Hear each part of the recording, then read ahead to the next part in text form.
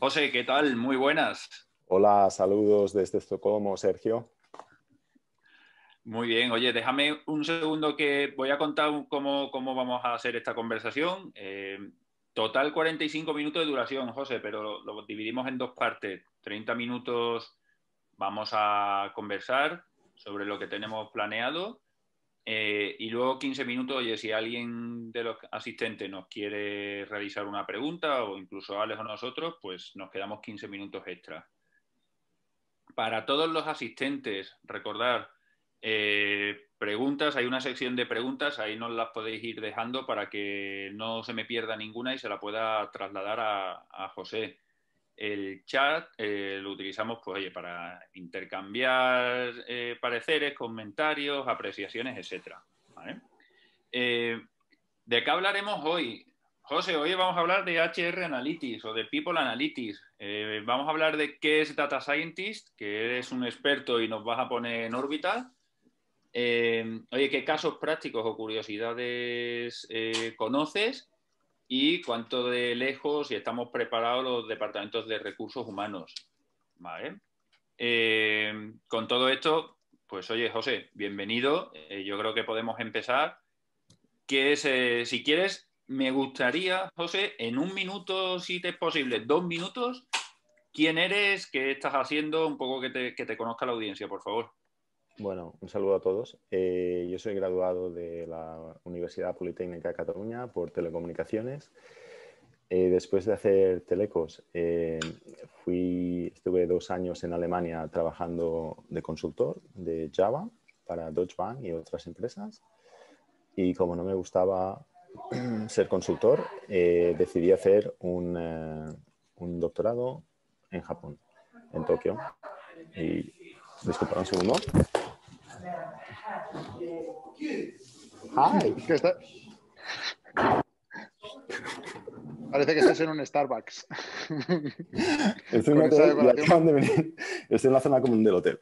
Bien, estoy en Estocolmo visitando a unos amigos. Me paso mucho tiempo en Estocolmo porque hay muchas startups aquí y, como sabéis, Estocolmo es el Silicon Valley de Europa y es un sitio genial para encontrarse a startups. De acuerdo, estudié un doctorado en robótica en Japón y luego volví a Barcelona, monté una startup y después de esta startup, que era como un Instagram de fotos, fui a trabajar a Dubái, donde llevo ya 9 años y soy profesor asociado en el Computer Science Department de Dubái, donde aparte de enseñar Data Science, Data Visualization, también enseño Design Thinking. Aparte de esto, también doy clases a MBAs sobre Design Thinking y sobre Big Data Analytics en HALT International Business School. Y este es mi summary. Oye, me llama la atención, José, que en el hotel ese que estás ahí en la biblioteca tienen un libro que yo recientemente estoy leyendo sobre visualización de datos. Tío, te lo puedo recomendar, ya que lo tienes ahí a mano, échale un ojo. Es de ¿Te un tal José refieres a este Berengueres. bestseller? Exactamente. Me han dicho que es top ventas en México.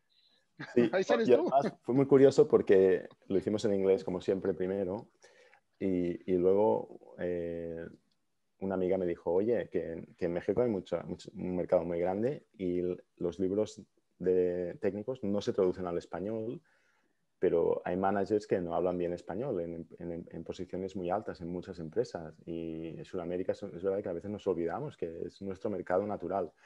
Y entonces contacté con Bárbara Covarrubias, que adaptó el libro al español que se habla en Sudamérica. Y fue un gran acierto porque el libro ha estado número 1 en ventas en la categoría de Internet Business por muchos meses. Hoy he mirado y no está en número 1, which really pissed me off, but ha sido genial. Y vende más en español que en inglés. Entonces es fascinante esto. Entonces si pensáis escribir algún libro, no os olvidéis que el idioma español está un poco desatendido y es un mercado natural para nosotros. Tengo pendiente escribirte una review cuando me la acabe, pero tengo que decir que voy por la mitad y me está gustando un montón. Escríbeme review porque mi exnovia me ha puesto ejercicios. malos reviews en el libro. ¿Ah, sí? Y esto me baja las ventas mucho. Eso es lo que tienes ser un escritor famoso, que te tienes que... Luego tienes haters. Haters. Oye, José, con todo esto y con tu gran libro, tu bestseller, ponnos en órbita, que es Data Scientist, con toda la experiencia y ya que eres profesor, seguro que nos vas a dar una clase magistral. Fantástico. Bueno, pues, ¿qué pasó? Hace unos 2011, Harvard Business Review, la revista de business, sacó un artículo que salía Data Scientist, the sexiest job of this decade. Y la razón era que normalmente la gente que trabajaba con datos eran estatistas, ¿cómo se llama? Actuarios en Sudamérica. Y no era un trabajo excesivamente sexy. Y lo que pasó es que cuando las empresas empezaron a tener muchos datos, se dieron cuenta las empresas que la gente que sabía estadística y sabía programar era muy potente. Y entonces a esta nueva combinación le llamaron Data Scientist. Y si os fijáis, hace unos años, ahora ya no tanto, pero hay una conferencia que se llama NIPS, donde si tú eras un Data Scientist, te venían las empresas con ofertas de salario de $1.000.000. Y por otro lado, el website de competiciones de Data Science, que se llama Kaggle.com, que lo adquirió Google hace unos 4 años, ha sido un sitio donde es un website donde se organizan competiciones de predicción, ¿no? De data scientists. Pues si tú habías ganado o habías quedado en alguna buena posición en alguna de las competiciones, tenías trabajo asegurado. Yo tengo amigos que compiten en Kaggle, este website, y todos ellos han encontrado trabajo gracias a ser famosos en este ranking, que es como las Olimpiadas del Data Science. Entonces, sí, es verdad que Data Science ha sido un elevator social de movilidad. En Dubái, por ejemplo, muchos rusos Data Scientists que los han contratado porque eran buenos. Uno de mis mejores amigos ahora está trabajando en American Express porque ganó una competición en Kaggle sobre fraud detection, etc. Así que Data Scientists, la gente que esté escuchando y le interese tener un futuro brillante, es una de las mejores apuestas, sobre todo si os gusta programar y analizar datos o explicar datos. Ahora que sacas esto, José, ya voy a preguntártelo. Porque entiendo que para ser bueno, y quizás esto nos lo estamos encontrando en las organizaciones, sobre todo a nivel recursos humanos, una cosa creo que es programar y otra es saber explicarlos, ¿no? O sea, porque yo soy de recursos humanos, no sé programar y quizás me cuesta visualizarlos, pero si tuviese alguien en mi equipo como tú que no me lo supiese explicar, sería eso un cortocircuito brutal, ¿no? El problema típico de empresas grandes tienen equipos de 50, 100 data scientists, por ejemplo, que analizan datos, hacen dashboards, tal y cual. Fantástico.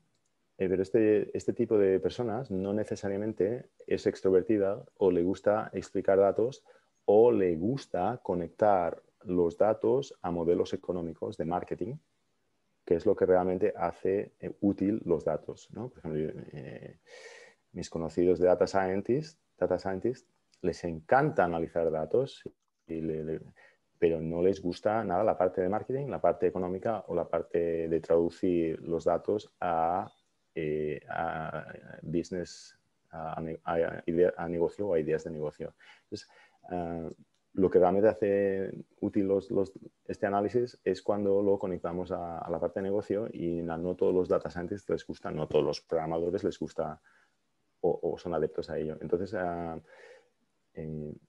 si sois un data scientist y tenéis las dos skills, os hace muy valiosos porque sois la persona que va a explicar al management, al top, de manera que el top, con el lenguaje que le gusta a los ejecutivos, qué es lo que hay en los datos.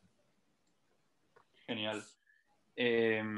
Oye, ahora que has dado esta pequeña intrusión de Data Scientist, o sea, ¿qué conoces en toda tu experiencia alrededor de los datos, compañías que hayan estado trabajando o que están trabajando con datos, porque ahora es vital y sobre todo también la parte de recursos humanos? O sea, ¿qué casos prácticos que conoces? Ya sé que queda feo que cuentes tu experiencia con Happy Force, Si no sabéis, José, Happy Force nos hizo unos papers de investigación para poder predecir la rotación de los empleados gracias al feedback que los empleados van dando a través de Happy Force de manera voluntaria. Pero aparte de esto, si quieres luego en los 15 minutos extra podemos hablar de ello. O sea, ¿qué otros casos nos puedes contar de el valor de los datos alrededor de recursos humanos? El caso más famoso es Netflix. Netflix es un caso que se usa mucho en las escuelas de negocio porque fue uno de los primeros que tenían datos suficientes e hicieron algo con ellos, ¿no? Entonces, Netflix, además, el CEO es un graduado de Stanford y de Computer Science, Reed Hastings, y es un señor que aprecia y entiende el poder de analizar los datos, ¿no? Y por eso Netflix es Netflix, porque Reed Hastings, por su formación, sabía el potencial. Y Netflix es una empresa famosa porque es una empresa que se llaman Data First. Son empresas donde el data scientist es respetado y apreciado. Y gracias a ello consiguieron reclutar a los mejores. No solo eso, sino que montaron el Netflix Price Competition, que era de $1 millón, que le sirvió a Netflix para la competición era de a ver quién puede hacer el mejor recomendador de películas para nuestros usuarios de Netflix, ¿no? Entonces, con esta competición que costó $1 millón solo, y digo solo porque Netflix, a cambio de esto, tuvo marketing gratis, consiguió modelos súper avanzados de analítica, súper avanzados por solo $1 millón, que no es nada, y consiguió reclutar a los mejores data scientists del mundo con una competición de $1 millón solo, que no es nada. Y entonces, otra cosa curiosa es que si miráis, hay lo que se llama el Netflix Mafia, es que los primeros empleados de Netflix, los data scientists, han ido a trabajar a otras partes del mundo y están haciendo cosas súper interesantes. Es lo mismo que pasó con el PayPal Mafia, pues también hay una pequeña mafia de Netflix. Y eso significa que fueron pioneros y que encontraron algo muy interesante. Y entonces Netflix es un caso muy interesante porque empezaron con recomendar, ¿no? Y ahora están ayudando a los directores de las películas de Netflix a hacer las películas más adictivas, ¿no? Y entonces, si os fijáis, en muchas películas de Netflix, las series, se empiezan a parecer entre sí. Y, por ejemplo, empiezan a tener los mismos patrones. Por ejemplo, hay una pausa musical en el tercer episodio normalmente, no en el primero ni en el segundo. El primer beso es en el cuarto episodio. La relación lesbiana aparece en el episodio 16 normalmente, ¿no? Si os fijáis, han encontrado la fórmula del éxito, lo cual es bueno y es malo. Es bueno para Netflix y es malo para la diversidad cultural porque todas las películas empiezan a aparecer mucho. Qué grande. Recuerdo, José, la semana pasada cuando estuvimos hablando, nos contaste, Alex y a mí, un caso súper curioso en relación a la rotación de las personas en una gran compañía. Es el caso de Hewlett Packard, que está contado muy bien en el libro Predictive Analytics, que este libro es muy, muy interesante. Este caso es muy famoso. Hewlett Packard es una empresa también de ingenieros, ¿no? Entonces dijeron en el departamento de recursos humanos, dijeron, oye, vamos a intentar reducir la rotación de los empleados, porque sabéis que reclutar un empleado es muy caro. Es muy caro, cuesta mucho dinero. No solo las entrevistas, sino la pérdida de know-how, todo el training que se ha invertido en el empleado, eso se pierde, es mucho dinero. Entonces, cualquier empresa que consiga reducir un 2% la rotación, eso es mucho dinero a cabo de unos años. Entonces, en HP dijeron, bueno, vamos a hacer un modelo que predizca qué empleados se van a ir de la empresa. Y ese modelo dará una alerta al manager o al manager del manager para que pueda hacer una pequeña intervención para ver si puede retrasar la salida del empleado y retrasar 6 meses una rotación, pues al cabo de 10 años es mucho dinero. Pensar que Hewlett Packard tiene márgenes muy finos hoy en día, entonces cualquier costo ahorrado es fantástico. Vale, y entonces, ¿qué pasó? Pasó que el algoritmo empezó a predecir quién tenía rotaciones y también, naturalmente, predició una parte de las rotaciones de la gente que se muere o tiene un accidente. Y esto fue un problema porque a nadie le gusta que le predizcan que te vas a morir, y sobre todo si es con gran certeza. Y entonces tuvieron que parar el proyecto un poco. Qué grande, qué grande. Hombre, lo bueno lo que siempre he escuchado es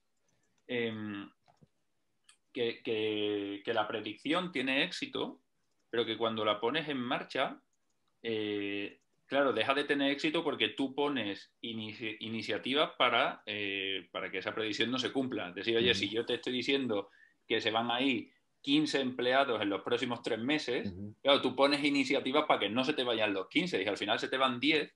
Y bueno, la predicción no es tan fina, ¿no? Pero quizás lo grande de la predicción es que te estoy llevando hacia el éxito realmente, o a que tú actúes, ¿no? Que un poco este es el gran éxito de los datos también dentro del recurso humano. Sí, y es importante tener suficientes casos. Y también es importante hacer A/B testing, ¿no? Dejar una parte de los empleados sin intervención para siempre ver qué es lo que pasa si no hacemos intervención. Por eso Netflix, y por eso dicen que para ganar la carrera en Data Analytics es importante tener muchos datos, ¿no? La ventaja competitiva de Tesla, por ejemplo, es que tiene muchos datos acumulados de todos los coches que tiene, ¿no? Mucho más que cualquier otro competidor. Y es la ventaja de tener marcas de HR como apps como la de Happy Force, porque estas apps, son proveedoras de varias empresas, pues pueden hacer modelos que son mucho más grandes que si eres una empresa pequeñita. Sí. José, yo tengo una pregunta sobre esto, sobre estas empresas que tienen tanto dato y tal vez es porque como no he llegado al final del libro, por eso no tengo la respuesta, pero te lo pongo a huevo en el webinar. Hay una parte del libro en el que se explica, ¿no?, que a más información, o sea, el volumen de datos está relacionado con el volumen de información y que a más información, menos significado. Es decir, como tengamos sobrecarga de información, menos vamos a entender. Entonces, al mismo tiempo lo veo como opuesto, ¿no?, a toda esta tendencia de necesito más datos, más datos, más datos. Esa es la gráfica, exacto, esa es la gráfica que tenía en mente. Sí, esto aplica a que hay gráficos donde hay demasiada información, y cuando hay demasiada información no es posible tener significado. Se pierde el significado porque hay demasiada información. Es como si este webinar durara 20 horas, al final la gente no... no. Entonces, es un problema que viene de Excel, donde, bueno, Excel es una herramienta objetiva, pero no es una herramienta de storytelling, ¿no? Entonces, es muy mala para storytelling. El típico ejemplo es el pie chart con 50 subdivisiones que no con sabemos. 50 divisiones. Exacto. Pero a veces en las empresas también nos pasa, claro, esto lo entiendo que está digamos, referido a cuando estás mostrando información, ¿no?, para poder... Pero esa misma sensación a veces tenemos en la empresa. Yo, por ejemplo, en Happy Force, cuando empezamos a analizar datos del uso de la aplicación y demás, a más data points que metemos, a más trazas, a más eventos, más difícil nos resulta el extraer de allí significado, ¿no?, al mismo tiempo. Que yo creo que ahí es donde está precisamente la gracia, ¿no?, de un data scientist, el que es capaz de empezar a organizar esto en conocimiento, ¿no? Sí, es la razón por la que la gente debería comprar Happy Force, para ahorrarse Ahí está. Vosotros ya lo habéis encontrado hasta ahora y le ahorráis el tiempo de decir, esto es importante, esto no es importante. Eso es un poco lo que hacemos en Happy Force, efectivamente, recopilar miles de data points de distintos aspectos de los empleados y presentarte la información la que realmente es relevante. Sí, más que la información, intentamos llegar ya sabéis que es relevante, sí.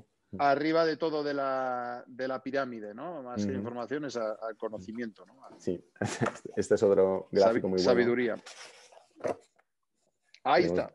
Tenemos datos, tenemos información y tenemos conocimiento, ¿no? y datos hay muchos, pero la cantidad no significa, si no sabemos qué hacer con ello o dónde usarlos, pues no son valiosos.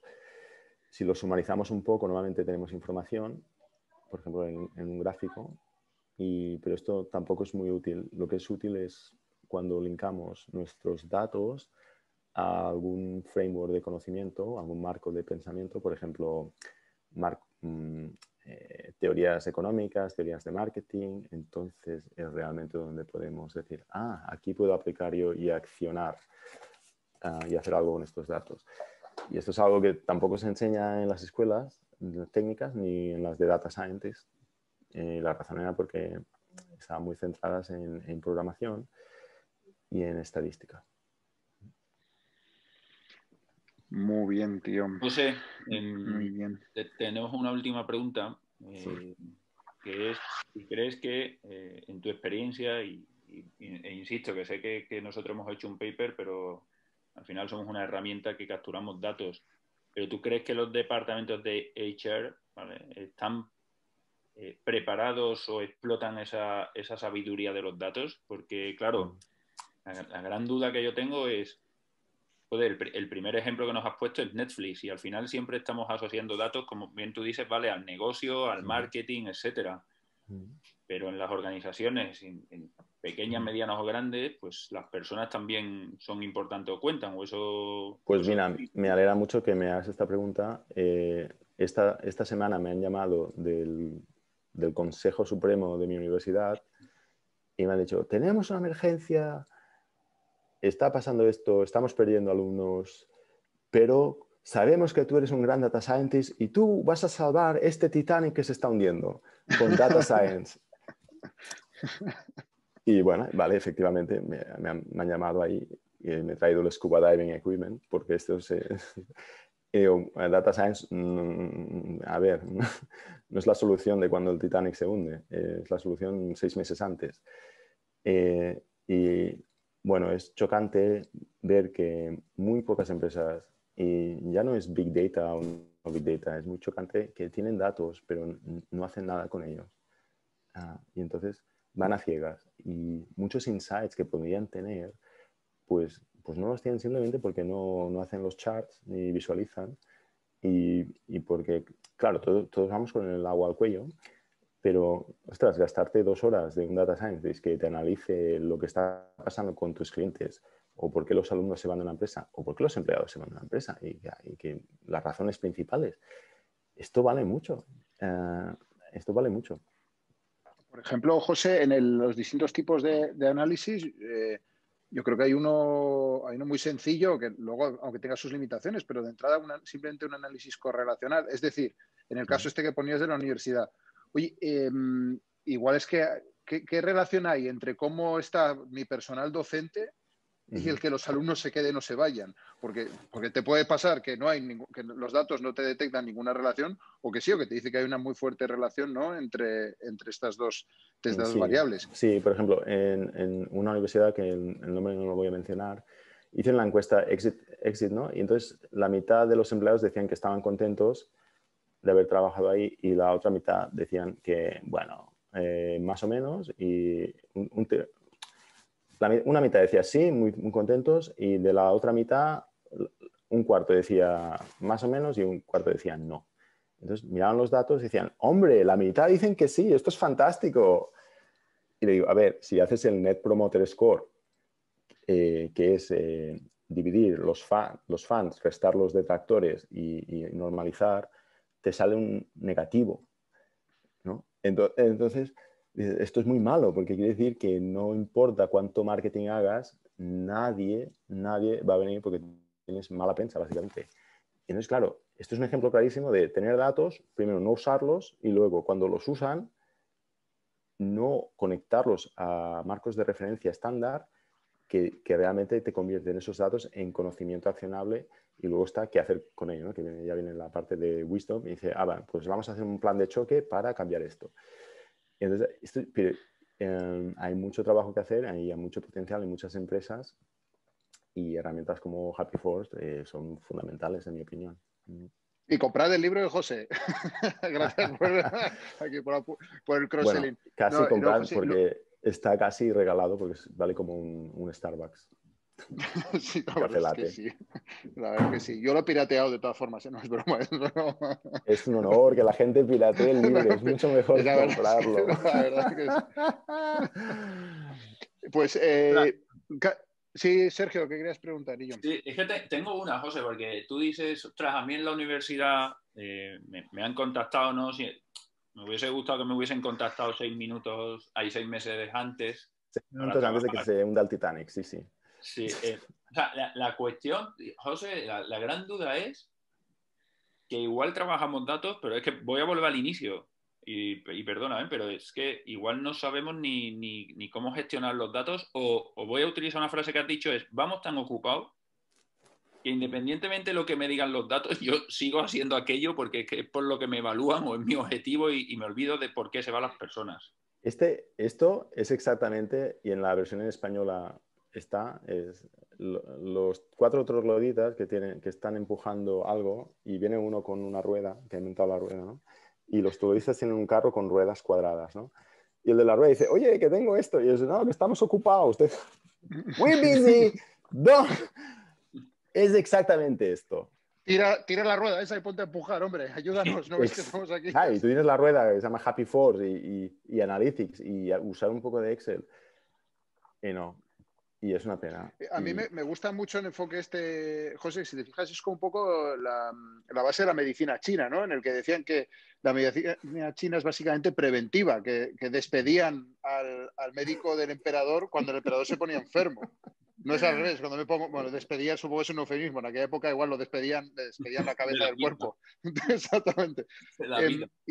Y esto es un poco lo mismo, porque al final, simplemente viendo los datos, al final lo que te permite es prever esas tendencias y luego, bueno, no nos metemos todavía en análisis predictivo y cosas así que todavía te puede dar más valor y te permite evitar problemas en el futuro, ¿no? Porque si no estás básicamente en un modo de funcionamiento Sí. reactivo, Bien, el que dice, bueno, sí, yo te puedo dar mm, aquí los datos, el por qué ha pasado, pero más del por qué ha pasado, lo que te interesa es saber cómo con esto puedes digamos, corregir el futuro.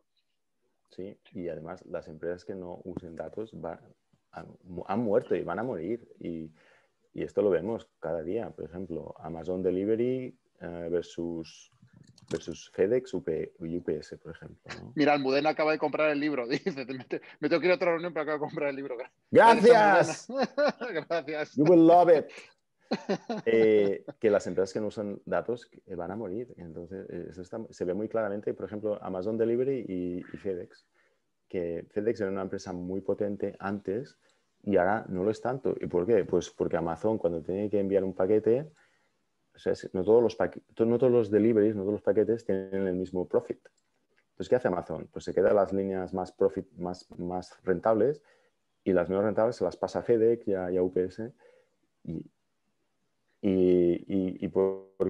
a FedEx por qué le ha pasado esto? Pues, bueno, porque Amazon tiene la sartén por el mango, ¿no? Pero, o sea, cualquier empresa que no sea data friendly y que no use los datos, es que este 1 o 2% que se pierde de eficiencia al cabo de los años es la diferencia entre morir y sobrevivir. Una pregunta sobre esto, José, igual es un poco off topic, ¿eh? Estaba pensando, claro, cuando tú eres una super empresa que tienes unos volúmenes muy grandes de negocio, de tal, o sea, generas mucho dato, ahí sí, pero ¿y esto para una empresa pequeña tiene sentido? Es decir, si yo tengo un restaurante, ¿puedo aplicar el data aquí? ¿Me puedo aportar valor? Aquí el truco es asociarse con otros restaurantes Para y agregar, compartir datos y compartir y beneficiarse. El ejemplo, por ejemplo, es Yelp, ¿no? Yelp, por ejemplo, si los restaurantes, la Confederación de Restaurantes fuera inteligente, compraría Yelp para competir contra McDonald's y las cadenas grandes, que estas sí que se benefician de data science. McDonald's usa data claro, science mucho, mucho, mucho. claro, Pues claro, súper claro. interesante. Muy Oye, bien. José, si te parece, vamos a despedir aquí esta conversación, los primeros 30 minutos. agradecerte que hayas venido y que hayas calmado a las fieras de tu hall del hotel al inicio de la conversación. No queremos saber qué le has dicho, pero no sé si has usado datos o no para ello, pero oye, nada, muchas gracias.